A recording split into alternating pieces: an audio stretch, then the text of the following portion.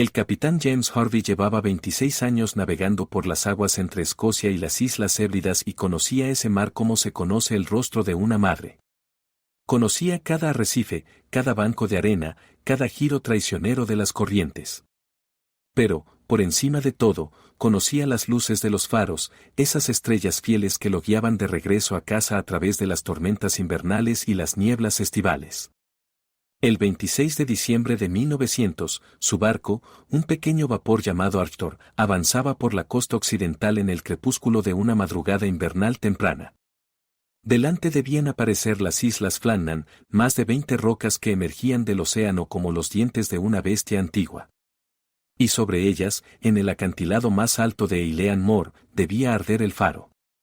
Pero el faro estaba apagado. Harvey estaba en el puente, aferrado a la barandilla, mirando hacia el lugar donde debería latir la luz familiar. Oscuridad. Una oscuridad densa, cerrada, típicamente decembrina. Se frotó los ojos y pensó que quizá fuera la niebla, aunque la noche estaba excepcionalmente clara. Las estrellas brillaban con un frío resplandor del norte, y la luna, casi llena, plateaba las crestas de las olas. El faro no estaba encendido. No era solo extraño. Era imposible. El faro de las Islas Flanagan llevaba funcionando apenas un año, desde diciembre de 1899, y en todo ese tiempo su luz no se había apagado ni una sola vez. Los fareros eran hombres experimentados, y el propio faro era lo último en ingeniería, una maravilla de la Comisión del Norte, el orgullo de Escocia. Harvey anotó en el cuaderno de bitácora una frase breve, 26 de diciembre de 1900, 6 de la mañana. El faro de Flanagan no está encendido. Las letras salieron irregulares porque la mano que sostenía la pluma temblaba ligeramente. No entendía ese temblor. Solo una avería técnica, se decía a sí mismo. La lámpara se apagó, los fareros duermen, no se dieron cuenta. Aunque los fareros nunca dormían los tres al mismo tiempo, esa era la regla principal del servicio. Ordenó dar una señal con el bocín, 3 toques largos hacia la isla. El sonido se propagó sobre el agua, rebotó en las rocas y regresó en eco.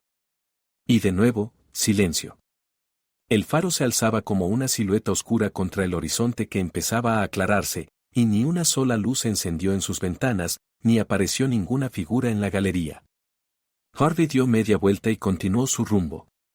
Tenía un horario, una carga, una responsabilidad ante los pasajeros. Pero en su interior se instaló algo frío y pesado, como si hubiera tragado un trozo de hielo. Informaría de ello al llegar, por supuesto que informaría. La Comisión del Norte enviaría a alguien a comprobarlo. Seguramente todo estaría bien. Solo la lámpara. Solo algún fallo técnico. Entonces, ¿por qué ese frío interior no desaparecía y se hacía cada vez más pesado con cada milla que el Arctur se alejaba del faro silencioso? La verdad llegó 3 días después, y fue mucho peor que cualquier temor del capitán Harvey. Pero eso lo sabría más tarde. Por ahora, el barco cortaba el agua gris, dejando tras de sí una estela espumosa que se disolvía en la oscuridad, y la noche se cerraba a su paso, como si nunca hubiera habido allí luz, como si nunca hubiera habido esperanza, como si nunca hubiera ardido un faro sobre una roca en medio del océano invernal. El 29 de diciembre, el Tender Esperu se aproximó a las Islas Flanagan. Era un pequeño buque de la Comisión del Norte que llevaba provisiones y relevos a los fareros cada 2 semanas. A bordo iba Joseph Moore, un farero de 40 años con 20 de experiencia, un hombre metódico y tranquilo, como debe ser un buen guardián de la luz. Regresaba tras 2 semanas de permiso pasadas con su esposa y sus 3 hijos en Brasclete, y llevaba consigo un pudín navideño que su mujer había envuelto en una tela limpia. El mar estaba agitado, las olas se estrellaban contra las rocas con un bramido sordo, y el desembarco llevó más tiempo de lo habitual. El capitán del Esperus intentó varias veces acercarse al muelle, pero las olas rechazaban el barco. Moore estaba de pie junto a la borda, sujetándose a un cabo, y miraba el faro. Normalmente, a esas alturas, alguno de los fareros ya estaría en el muelle, saludando con la mano, gritando un saludo que se perdía en el ruido del oleaje. Ahora el muelle estaba vacío. El mástil de la bandera también lo estaba, aunque según las normas, al acercarse a un barco debía izarse la bandera. Moore frunció el ceño. Algo se le encogió en el estómago, una sensación desagradable, pero la apartó. Seguramente no oyeron. El viento es fuerte, las olas hacen ruido. O estarán ocupados con algo dentro. Tal vez con la lámpara. El capitán Harvey había transmitido el mensaje sobre la luz apagada, y probablemente Ducat, el farero jefe, estaría revisando el mecanismo. Cuando por fin la lancha atracó, Moore saltó sobre las piedras resbaladizas y miró a su alrededor. Las cajas con provisiones se quedaron en la lancha, las descargarían más tarde, cuando los fareros bajaran a ayudar. Así había sido siempre. Moore empezó a subir por los escalones tallados en la roca que conducían al faro. Los peldaños estaban mojados, cubiertos de algas, y avanzó con cuidado, agarrándose al cabo tendido a lo largo de la subida. La puerta del faro estaba cerrada. Era una puerta maciza de roble, reforzada con hierro, y estaba cerrada por fuera. Moore se detuvo ante ella y apoyó la palma de la mano en la madera fría. Cerrada por fuera. Eso significaba que no había nadie dentro. O que los tres habían salido y cerrado la puerta tras ellos. ¿Pero a dónde podían haber ido? En la isla no había nada más que rocas, hierba y nidos de aves marinas. Sacó la llave que, como farero de guardia, llevaba consigo, y la introdujo en la cerradura. El metal chirrió, el mecanismo cedió. La puerta se abrió hacia adentro y Moore fue recibido por el silencio. Un silencio tan denso, tan absoluto, que por un instante pensó que se había quedado sordo. Entró en el vestíbulo y, por costumbre, se limpió los pies en el felpudo, aunque ya había comprendido que no había nadie dentro. Todo estaba en su sitio. Los impermeables colgaban de los ganchos, dos de ellos, el tercero faltaba. Las botas estaban alineadas con cuidado. El reloj de la pared marcaba las 8:15, pero las agujas no se movían, el péndulo estaba inmóvil. Moore, de manera mecánica, fue a darle cuerda, pero se detuvo. Primero debía entender qué había ocurrido allí. Pasó a la sala común. La mesa estaba puesta. 3 platos, 3 tazas, 3 cuchillos y tenedores. En uno de los platos había un trozo de pan, ligeramente endurecido. Las sillas estaban bien colocadas, solo una estaba apartada y ligeramente girada, como si alguien se hubiera levantado de golpe. La estufa estaba fría, hacía mucho que estaba fría. Moore se puso en cuclillas, abrió la portezuela y miró dentro. Ceniza, restos de carbón, pero todo estaba ya completamente apagado. En el dormitorio, las literas estaban cuidadosamente hechas. Las mantas alisadas, las almohadas mullidas. Los objetos personales estaban en sus lugares. La pipa de Ducat en el cenicero sobre la mesilla. La Biblia de Thomas Marshall sobre la silla junto a su litera, con un marcador en el Salmo 91. La fotografía de la familia de Donald MacArthur en la pared sobre su cabecera, su esposa y sus 3 hijos miraban al objetivo con los rostros serios de la época victoriana. Moore subió a la linterna. Allí olía a queroseno y metal. La enorme lente de Fresnel, una maravilla de la óptica de varias toneladas, estaba inmóvil sobre su base. La lámpara estaba apagada, pero el depósito de queroseno estaba lleno y la mecha limpia. Todo estaba en orden, todo listo para funcionar. Simplemente, nadie había encendido el fuego. Bajó de nuevo y solo entonces reparó en el cuaderno de servicio que yacía sobre la mesa de la sala común. Moore trajo hacia sí el pesado libro encuadernado en cuero y lo abrió por la última anotación. La letra de Ducat, recta y clara, como siempre. 15 de diciembre, 9 de la mañana. La tormenta continúa. Viento del noroeste, muy fuerte. Mar enorme. Todo asegurado. Marsal inquieto. MacArthur taciturno. Rezamos. 15 de diciembre. 14 días atrás. Moore volvió a leer la anotación.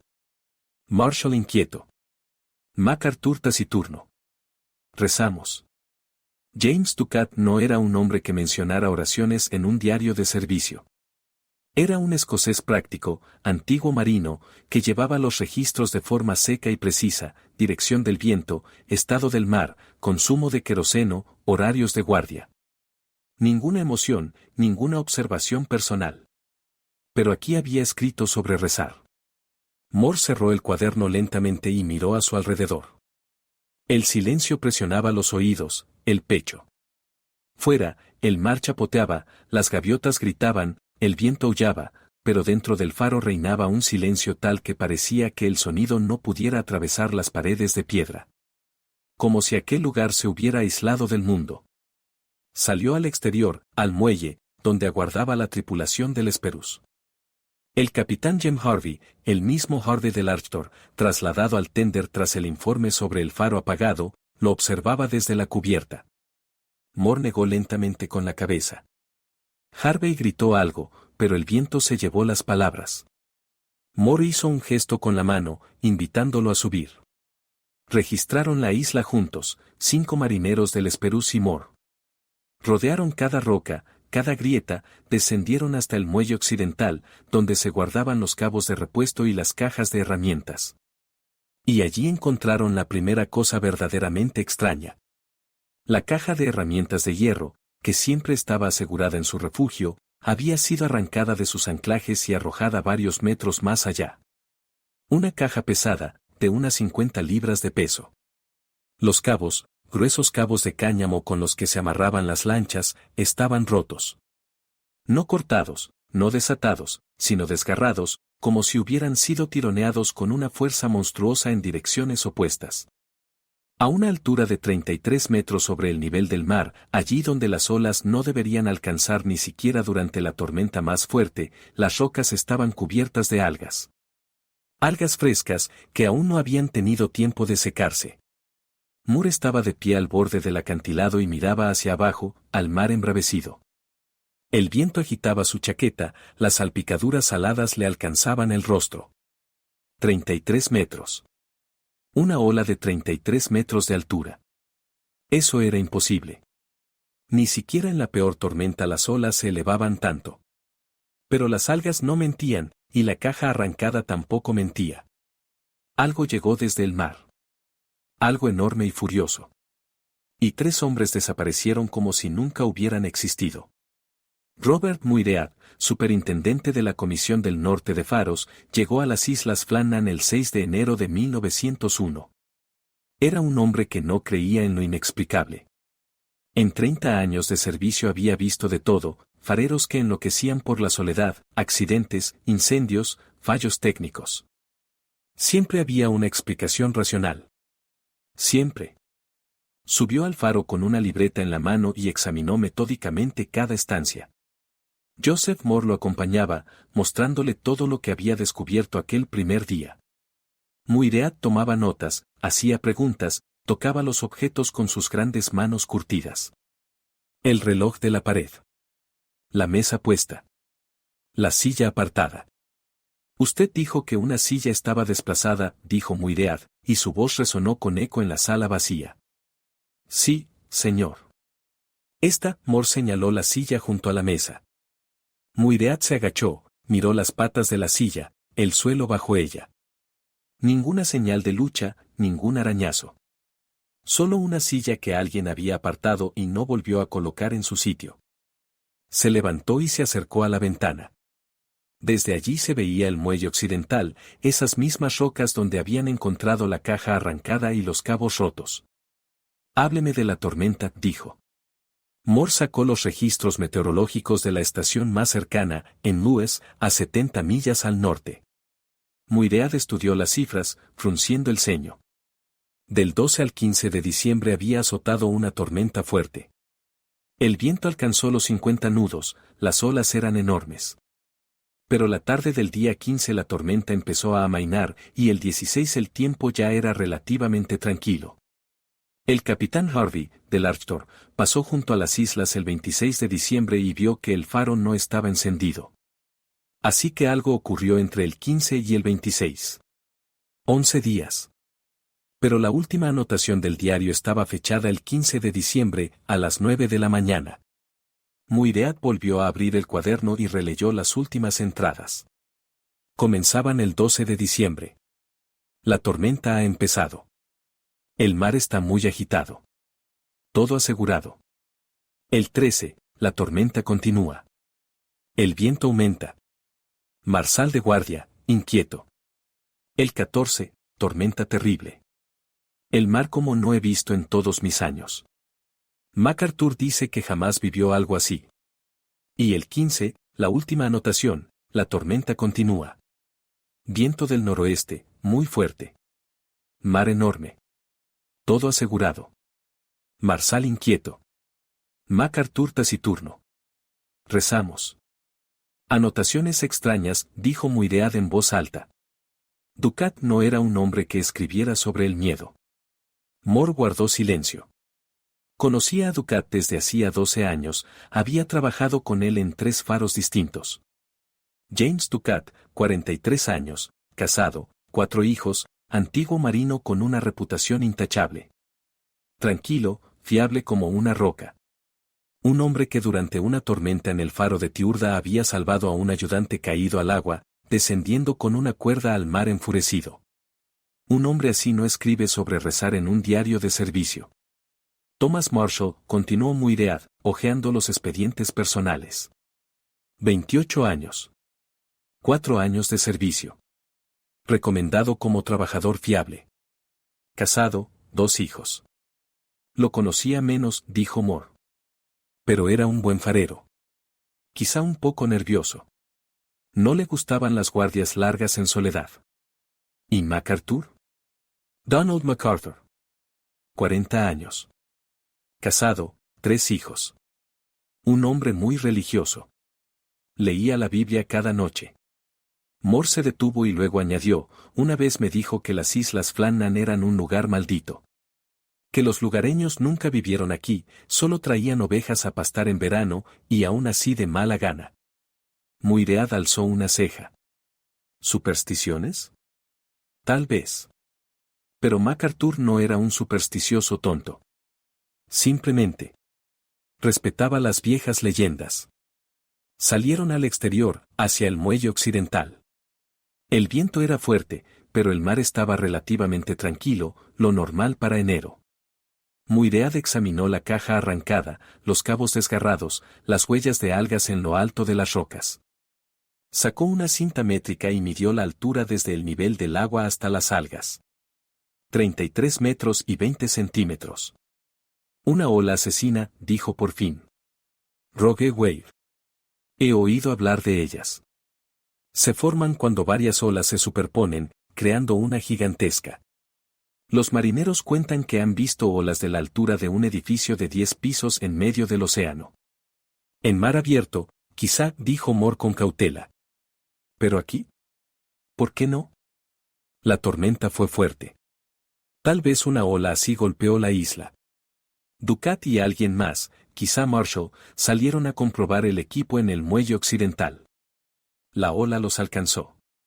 MacArthur lo vio desde la ventana, salió corriendo a ayudar. Y a él también se lo llevó el mar. Sonaba lógico. Casi lógico. Moore imaginó la escena, 2 hombres en el muelle, un muro gigantesco de agua alzándose sobre ellos, el rugido, un rugido que lo engulle todo, y luego el silencio. Y el tercer hombre que corre a ayudar sin pensar en sí mismo, porque son tus compañeros, tus hermanos de servicio. Pero algo no encajaba. ¿Por qué Ducat salió sin el impermeable? Preguntó Moore. En el faro cuelgan 2 impermeables. Falta el tercero.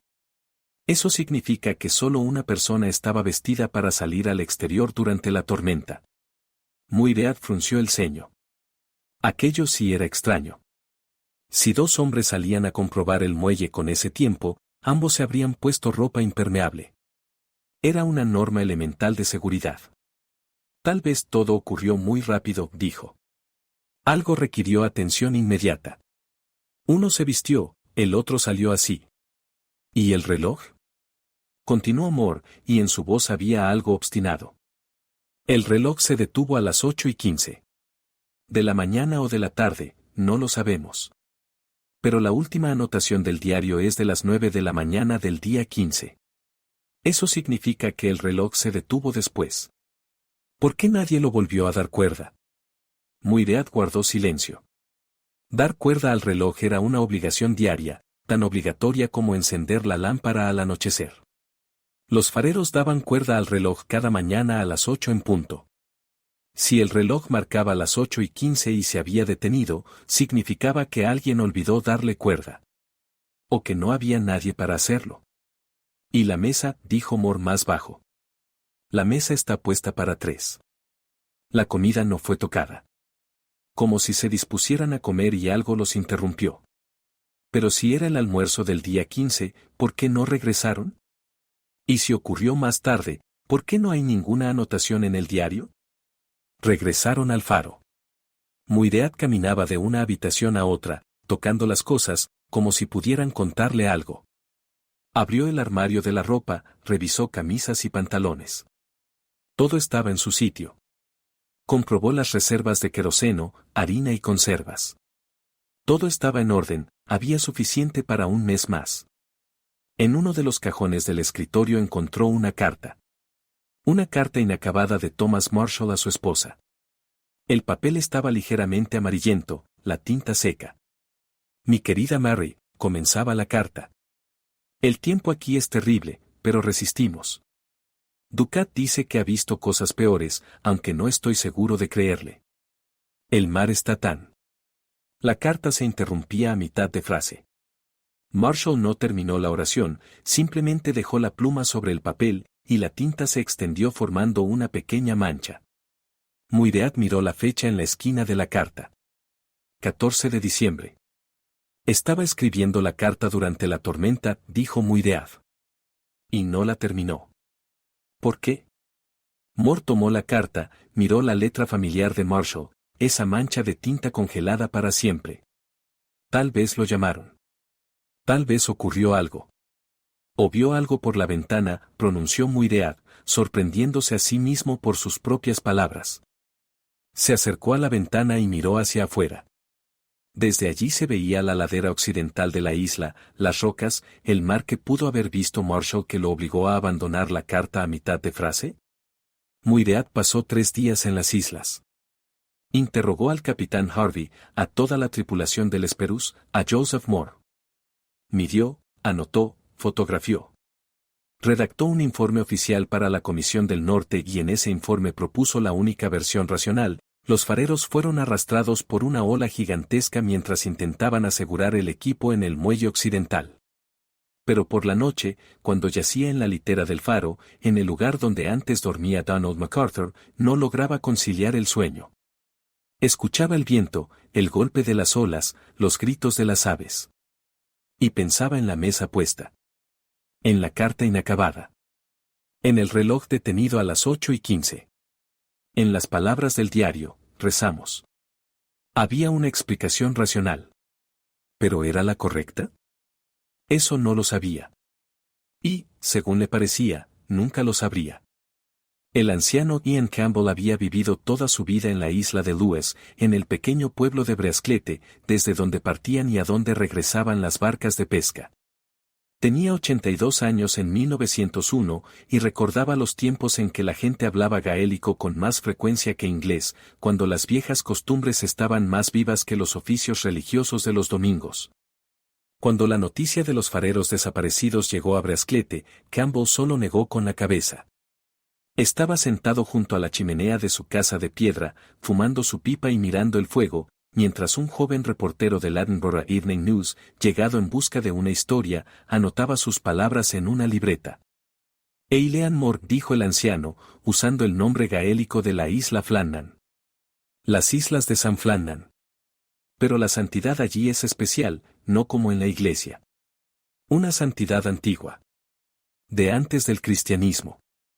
El reportero, un joven de unos 25 años llamado William Graham, escuchaba con atención.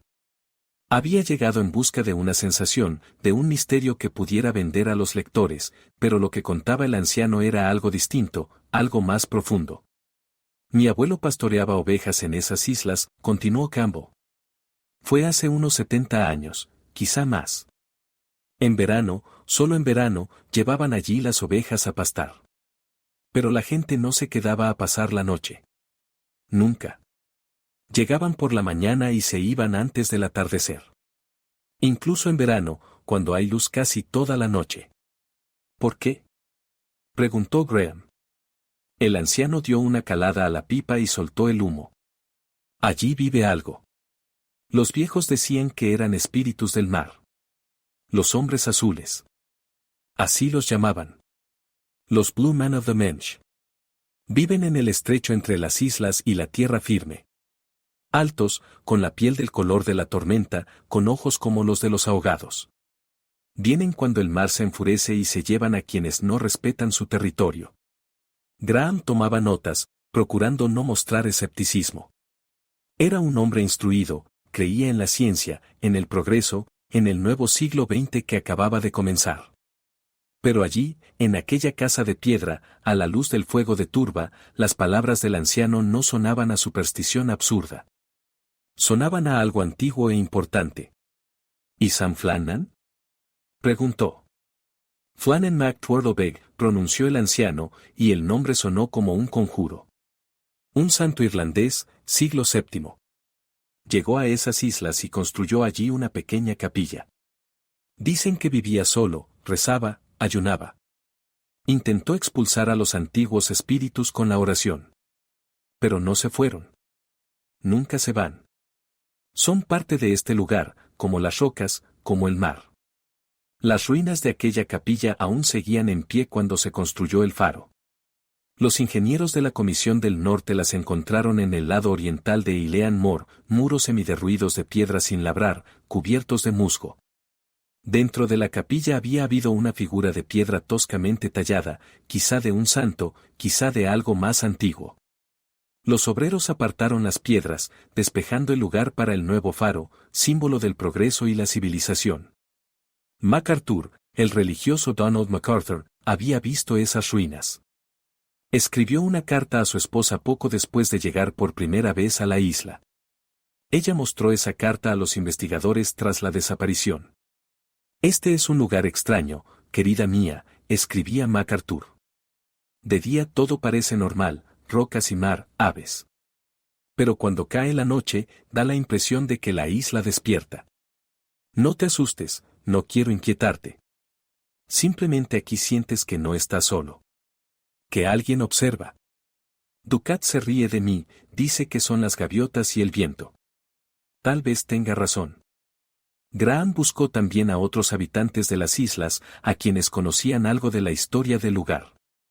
Una anciana llamada Moro MacDonald le contó una leyenda que había oído de su abuela.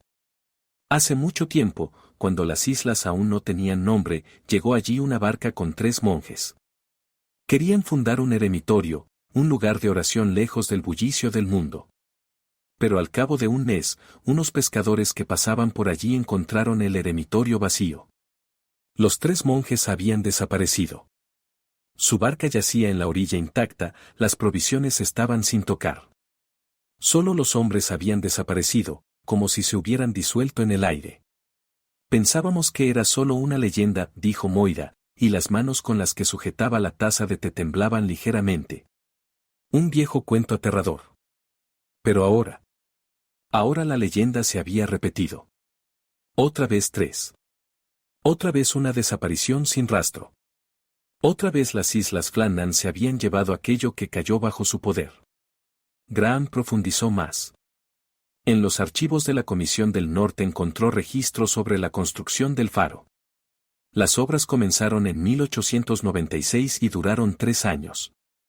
Fue una tarea dura, casi imposible, llevar toneladas de piedra, cemento, vidrio y hierro a una roca desnuda en medio del océano. 40 obreros trabajaban por turnos, viviendo en barracones en la isla. Y durante esos 3 años ocurrieron inusualmente muchos accidentes. 5 obreros se ahogaron en distintas circunstancias. 2 cayeron por los acantilados. Uno simplemente desapareció una noche, su cuerpo nunca fue encontrado. El capataz de la obra, un hombre llamado John MacDonald, escribía en sus informes sobre estados de ánimo extraños entre los trabajadores, sobre miedos, sobre la renuencia a quedarse solos en la isla. La gente dice que oye voces, escribía MacDonald en una carta al superintendente. Sobre todo por la noche, cuando el viento es fuerte. Voces que llaman por el nombre. Yo no he oído nada, pero la atmósfera aquí es realmente opresiva. Solicito permiso para reducir los turnos a 2 semanas en lugar de un mes. El permiso fue concedido y, después de eso, el trabajo avanzó con más calma. El faro se completó en diciembre de 1899. El 7 de diciembre la luz se encendió por primera vez, y los capitanes de los barcos que pasaban anotaban en sus diarios: el faro de Flannan funciona. Una estrella fiable en la oscuridad del océano. La victoria del hombre sobre los elementos. La primera dotación de fareros sirvió sin incidentes. Fue relevada a los 3 meses reglamentarios y regresó a tierra firme, con sus familias, y no volvió más. Así debía ser, los fareros se turnaban. La segunda dotación también trabajó sin problemas. Y en septiembre de 1900 llegaron al faro Ducat, Marshall y MacArthur. 3. Graham estaba sentado en la biblioteca de Edimburgo releyendo sus notas. Ante él yacían documentos, cartas, testimonios. Las versiones racionales propuestas por Muirhead y otros inspectores parecían razonables. Una ola gigantesca. Un accidente. El mar se llevó lo que le pertenecía. Pero había otros detalles. Pequeños, casi imperceptibles, pero juntos formaban una imagen que no encajaba en una explicación racional. El capitán del vapor Firewind, que pasó junto a las islas el 17 de diciembre, 2 días después de la última anotación en el diario, escribió en su cuaderno de bitácora: 17 de diciembre, 22. Tiempo despejado, mar tranquilo. El faro de Flannan está encendido. El faro funcionaba el día 17. Eso significaba que algo ocurrió entre el 17 y el 26 de diciembre, cuando el capitán Harvey descubrió la luz apagada. 9 días. ¿9 días pudo funcionar el faro sin fareros? Técnicamente, no. La lámpara debía rellenarse con queroseno cada 4 horas, la mecha requería atención constante. Si los fareros desaparecieron el día 15, como afirmaba la versión oficial, ¿por qué el faro seguía encendido el día 17? O el capitán del Firewind se equivocó. O confundió la luz del faro con otra cosa. O Graham cerró la libreta. La cabeza le zumbaba de preguntas sin respuesta. Escribió un artículo para el periódico, un artículo largo y detallado sobre la misteriosa desaparición. Se publicó en febrero de 1901 y causó sensación. Otros diarios retomaron la historia. Surgieron teorías, cada una más fantástica que la anterior. Pero el anciano Ian Campbell, leyendo el periódico a la luz de la lámpara en su casa de Breasclete, solo negó con la cabeza. Para él no había ningún misterio. Las islas habían tomado lo suyo. Como siempre lo habían hecho. ¿Cómo seguirían haciéndolo? El mar recuerda. Las islas recuerdan. Y aquello que vive allí, en lo profundo de las olas, en las grietas de las rocas, no necesita explicaciones. La comisión se reunió en febrero de 1901 en Edimburgo, en el edificio de la Comisión del Norte de Faros. 5 hombres con trajes oscuros se sentaban alrededor de una larga mesa de roble pulido y examinaban el caso de la desaparición de los 3 fareros. Ante ellos había informes, fotografías, testimonios. Un montón de papeles que debía explicar lo inexplicable. Robert Muirhead presentó su versión. Habló con calma, de forma metódica, aportando hechos. La tormenta del 12 al 15 de diciembre había sido extraordinariamente fuerte. Una ola asesina, Rogue Wave, un fenómeno raro pero documentado, podía alcanzar los 30 metros o más de altura. Los fareros salieron al muelle occidental durante o inmediatamente después de la tormenta, quizá para comprobar los daños. La ola los sorprendió. ¿Pero por qué los 3? Preguntó uno de los miembros de la comisión, el señor Anderson, ingeniero con 40 años de experiencia. ¿Por qué los 3 estaban fuera al mismo tiempo? Las normas establecen claramente que una persona debe permanecer siempre dentro del faro. Muyread admitió que ese era el punto débil de su versión. Tal vez infringieron las normas. Tal vez la situación exigía la presencia de los tres. O el primero salió solo, el segundo vio el peligro y corrió a ayudarlo, y el tercero lo siguió. ¿Y los impermeables? Continuó Anderson. ¿Dos estaban sin ellos? Todo ocurrió muy rápido, repitió Muyread. No tuvieron tiempo de prepararse adecuadamente. El señor James Fowler, inspector jefe, estudiaba las fotografías del muelle occidental. La caja arrancada. Los cabos desgarrados. Las algas a 33 metros de altura. Su rostro permanecía impenetrable, pero los dedos que tamborileaban sobre la mesa delataban inquietud.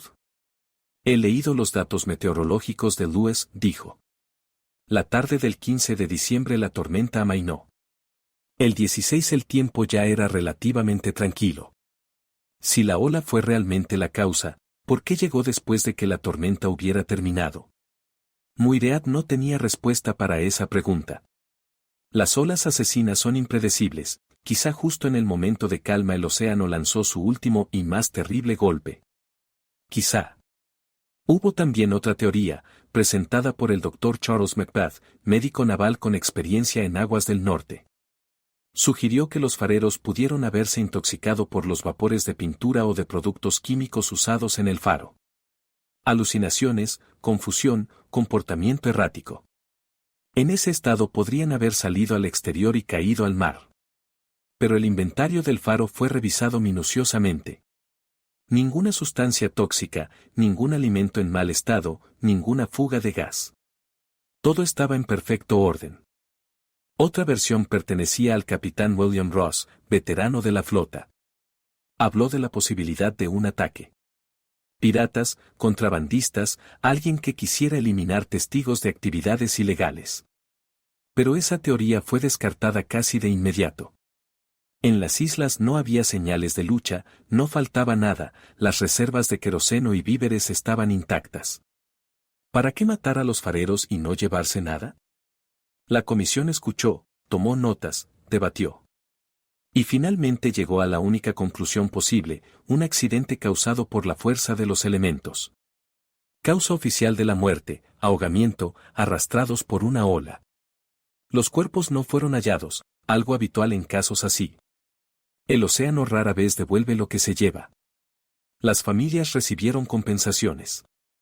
La señora Ducat, viuda con 4 hijos, recibió 120 libras. La señora Marshall, con 2 hijos, 80 libras. La señora MacArthur, con 3 hijos, 90 libras. Dinero destinado a ayudarlas a sobrellevar la pérdida, a comenzar una nueva vida. Pero el dinero no devolvía a los maridos ni a los padres. Elizabeth Ducat, de 38 años, estaba sentada en su casa de Inverness mirando la fotografía de su esposo. James con el uniforme de farero, rostro serio, bigote cuidadosamente recortado. James, fiable y fuerte, que siempre regresaba a casa, por larga que fuera su guardia. Hasta esa vez.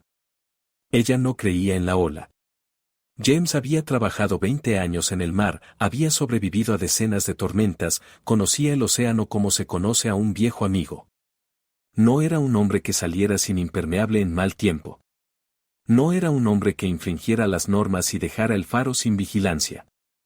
Allí pasó algo, le decía a su hermana durante largas noches de insomnio. Algo que los obligó a salir a todos. Algo de lo que no pudieron escapar. Mary Marshall, la esposa de Thomas, leyó la carta inacabada de su marido que le devolvieron entre sus pertenencias. El mar es tan, y el corte abrupto, la mancha de tinta. Intentó imaginar qué quería escribir a continuación. ¿El mar es tan terrible? ¿El mar es tan hermoso? ¿El mar es tan...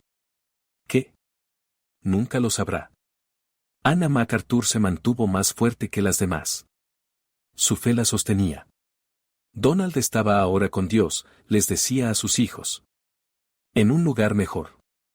Pero por las noches, cuando los niños dormían, abría su Biblia, la misma que había sido devuelta del faro, y veía el marcador en el Salmo 91. El que habita al abrigo del Altísimo morará bajo la sombra del Omnipotente. No temerás el terror de la noche. Donald había leído ese salmo por última vez. ¿Buscaba consuelo? ¿Protección frente a algo? ¿O simplemente era su lectura habitual de la noche?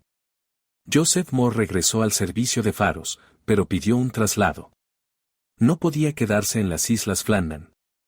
No después de lo que había visto, de lo que había sentido allí. Lo destinaron al faro de Tiurda, en la costa continental, donde había otras personas cerca, donde se podía llegar a pie hasta una aldea. Pero los sueños lo perseguían. Veía la mesa puesta. La silla volcada. El reloj detenido. Y el silencio, ese silencio terrible y absoluto del faro vacío.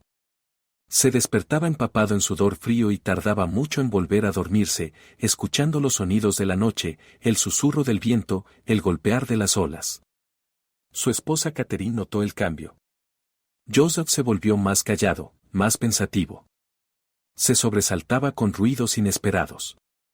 A veces se detenía en mitad del trabajo y se quedaba inmóvil, mirando al mar, con algo lejano y triste en la mirada. ¿Qué viste allí?, le preguntó una vez. Nada, respondió él. No vi nada. Ese es el problema. Nuevos fareros llegaron a las Islas Flanagan en marzo de 1901. 3 hombres nuevos, que conocían el destino de sus predecesores, pero necesitaban el trabajo. El faro debía seguir encendido. Era importante. De esa luz dependían las vidas de los marineros. Uno de ellos, un hombre llamado Alan Stevenson, llevaba un diario. Escribía sobre el tiempo, el mar, el trabajo. Y a veces, muy raramente, sobre sus sentimientos. 20 de marzo. Despejado. Viento del oeste, débil. Primera noche en el faro. Todo en orden, pero duermo mal. Oigo pasos, aunque entiendo que son solo las tablas que crujen con el viento. O lo entiendo. 15 de abril. Niebla. Visibilidad nula. La sirena funciona. Sensación extraña, como si la isla esperara algo. Tonterías, por supuesto. 3 de mayo. Lluvia. Pensé en Ducat y en los demás. Intenté imaginar qué sintieron en los últimos minutos. ¿Miedo? ¿Sorpresa? ¿O fue todo demasiado rápido para sentir algo? Stevenson cumplió su tiempo reglamentario en el faro y se marchó. Nunca regresó a las Islas Flanagan. Como muchos otros fareros que trabajaron allí en los años siguientes. La rotación de personal fue inusualmente alta. La gente encontraba motivos para solicitar traslados. Demasiado aislado. Condiciones demasiado duras. Demasiado. Algo. El faro siguió funcionando. Año tras año, década tras década. La lámpara ardía en la noche, su luz atravesaba la oscuridad y guiaba a los barcos hacia aguas seguras. Los fareros iban y venían. Algunos se quedaban más tiempo, otros menos. Nadie volvió a desaparecer. Pero todos los que sirvieron allí contaban lo mismo. En las noches tranquilas, cuando el viento amainaba y el mar se calmaba, el faro se llenaba de un silencio especial. No un silencio común, sino uno denso, vivo, expectante. Un silencio en el que parecía posible escuchar el eco de algo que se había ido hacía mucho tiempo. O que quizá nunca se había ido. El poeta Wilfred Wilson Gibson escribió en 1912 la balada Flannel. Los versos narraban la historia de la desaparición, adornada y dramatizada, pero esencialmente fiel. La balada se hizo popular, se leía en las escuelas y se publicaba en antologías. La historia de los 3 fareros se convirtió en leyenda. Pero para las familias no era una leyenda. Era un dolor que no se desvanecía con los años. Los hijos crecían sin padres. Las esposas nunca volvieron a casarse. Las fotografías permanecían sobre las repisas de las chimeneas en marcos con cinta negra. James Ducat, Thomas Marshall, Donald MacArthur. 3 hombres que fueron a trabajar y no regresaron. En 1970 el faro de Flanagan fue automatizado. Los últimos fareros abandonaron la isla y desde entonces la luz arde sola, controlada por un mecanismo, sin presencia humana. Tal vez fue lo mejor. Tal vez hay lugares que no están hechos para que los hombres vivan en ellos. El faro sigue en pie hoy en día. Si viajas a la costa occidental de Escocia, a las Islas Hébridas, y encuentras a alguien con una barca lo bastante valiente como para cruzar las aguas del Minch, lo verás. Una torre blanca sobre una roca negra, exactamente igual que hace 125 años. La pintura se ha descascarado en algunos puntos, la piedra se ha oscurecido por el tiempo y la sal, pero el faro permanece. Firme, indestructible, fiel a su propósito. La luz sigue encendida. La lámpara automática se enciende cada tarde al atardecer y brilla hasta el amanecer. Los paneles solares la alimentan, un ordenador la controla, ninguna mano humana ha tocado ese mecanismo desde hace más de 50 años. Los barcos pasan, ven la luz y anotan en sus diarios digitales, el faro de Flannan funciona. Y siguen su camino, sin detenerse. Pocos desembarcan ahora en las islas. A veces llegan turistas, amantes de lugares extraños, buscadores de misterios. Suben por los mismos escalones de piedra por los que subió Joseph Moore aquella mañana de diciembre de 1900. Entran en el faro, si la puerta está abierta, fotografían las habitaciones vacías donde una vez vivieron personas. La mesa en la que nadie vuelve a comer. Las literas en las que nadie duerme. El reloj de la pared, que hace mucho que no funciona. Las ruinas de la antigua capilla de San Flannan siguen allí, en el lado oriental de la isla. Piedras cubiertas de musgo, clavadas en la tierra con tal firmeza que ninguna tormenta ha logrado moverlas en 13 siglos. Un lugar antiguo, mucho más antiguo que el faro, más antiguo que cualquier historia que recuerden los hombres. Un lugar donde una vez alguien intentó encontrar a Dios en soledad y silencio. El mar suena igual que entonces. Las olas se estrellan contra las rocas con el mismo bramido sordo. Las gaviotas gritan, el viento silba en las grietas de la piedra, la lluvia azota los tejados cuando llegan las tormentas. La naturaleza no ha cambiado. No recuerda las 3 vidas humanas que desaparecieron aquí. Para ella fue un instante, un destello, una gota en el océano infinito del tiempo. Pero las personas recuerdan. En Breasclete, en un pequeño museo de historia local, se conservan fotografías. James Tucat, serio, con bigote. Thomas Marshall, joven, de mirada suave. Donald MacArthur, sosteniendo una Biblia. Junto a las fotografías yace una copia de la última anotación del diario del faro. Rezamos. Esa palabra quedó inmóvil sobre el papel, el último testimonio de lo que sintieron 3 hombres antes de desaparecer. A veces llegan descendientes. Bisnietos, tataranietos de aquellos 3. Se detienen frente a las fotografías, miran los rostros de personas que nunca conocieron y tratan de comprender. ¿Qué ocurrió? ¿Por qué? ¿Fue solo un accidente, un juego cruel de los elementos, o algo distinto, algo que no podemos o no queremos explicar? No hay respuesta. Y quizá eso sea lo correcto. Hay misterios que no deben ser revelados. Hay preguntas sin respuesta, y eso no las hace menos importantes. Al contrario. Es precisamente el misterio lo que da profundidad a la historia, lo que la mantiene viva incluso después de un siglo. Recordamos no porque sepamos la respuesta, sino porque no la sabemos. Porque queda espacio para el asombro, para el miedo, para la reverencia ante lo desconocido. El mar guarda sus secretos. Se llevó a 3 hombres aquella noche de invierno de 1900, y no los devolverá. Tal vez en algún lugar del fondo, entre rocas y arena, yacen huesos. Tal vez la corriente los arrastró hace mucho al océano abierto.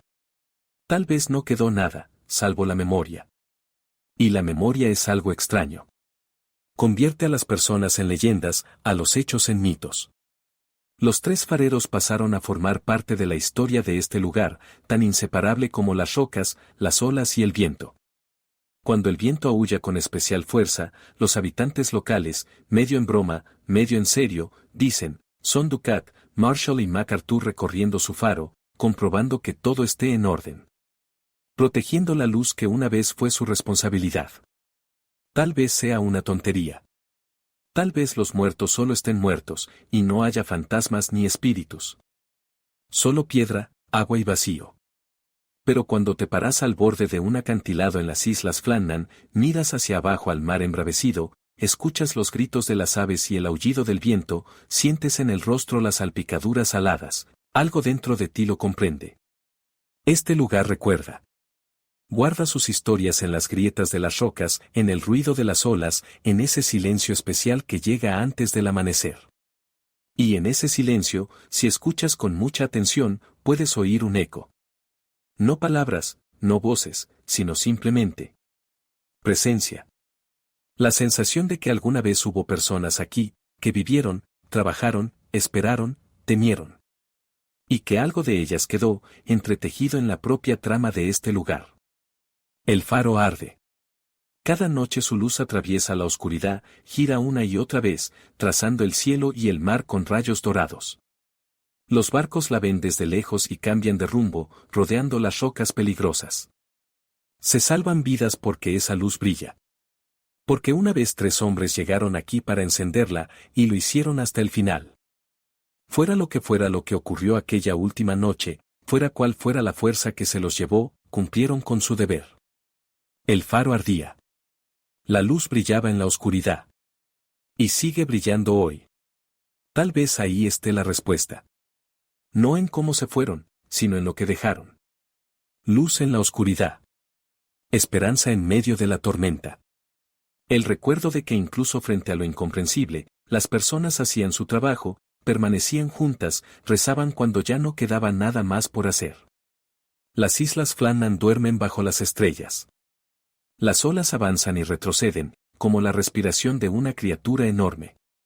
El faro se alza sobre su roca, una torre blanca entre el cielo y el mar. La luz gira, ilumina, se pierde en la oscuridad y regresa de nuevo. Y en ese ritmo, en ese movimiento eterno de luz y sombra, hay algo tranquilizador. La vida continúa. El mar sigue siendo el mar. Los misterios siguen siendo misterios. Y eso está bien. Es lo correcto. No siempre podemos saber. No siempre podemos comprender. Pero podemos recordar. Recordar a los 3 hombres que se internaron en la oscuridad y no regresaron. Recordar la luz que encendían. Recordar que hay lugares en la tierra donde la frontera entre lo conocido y lo desconocido es tan fina como la niebla matinal sobre el agua. Y cuando esta noche te acuestes a dormir, en el calor y la seguridad de tu hogar, piensa en el faro al borde del mundo. En cómo se alza solo en medio del océano, iluminando el vacío, haciendo su silenciosa e importante labor. En cómo, alguna vez, hubo personas que vivieron allí, en esa soledad, en esa cercanía al abismo. Y deja que su misterio permanezca con ellos. Que el mar guarde lo que guarda. Y que la luz siga brillando en la noche, recordándonos que incluso en los lugares más oscuros, incluso en el extremo del mundo conocido, alguna vez hubo un ser humano que estuvo allí y encendió un fuego.